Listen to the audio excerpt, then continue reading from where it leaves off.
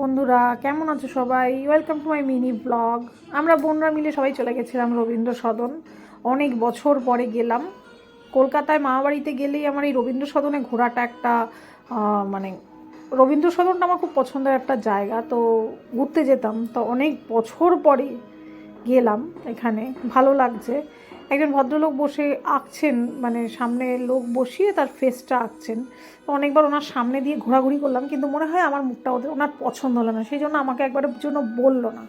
কিন্তু আমার যে ছেলে মেয়েরা গেছিলো, তা উনি নিজেই আমাদের বললেন যে আমি ওদের ছবি আঁকতে চাই। তো আমরা বললাম ঠিক আছে, আঁকুন তাহলে। খুব সুন্দর, ওনার হাতটা খুব সুন্দর আঁকেন উনি।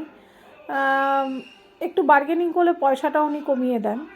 দেখো কি সুন্দর আঁকছে, আমাদের খুব পছন্দ হয়েছিল। তো আমাদের ছেলেমেয়েরা যথেষ্ট এইসব ব্যাপারে ভীষণ অ্যাটেন্টিভ, খুব মনোযোগ সহকারে বসে রয়েছে। যারা এক মুহূর্তে এক জায়গায় বসে থাকতে পারে না, তারাই খুব খুব আনন্দ সহকারে, খুব মনোযোগ সহকারে আঁকাটাও দেখছে এবং বসে রয়েছে।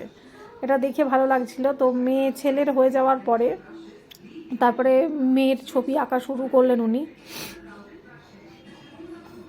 দেখো কি সুন্দর আঁকছে। চলো, ঠিক আছে, টাটা, বাই বাই। আবার তোমাদের সাথে পরের ব্লগে দেখা হবে। টাটা।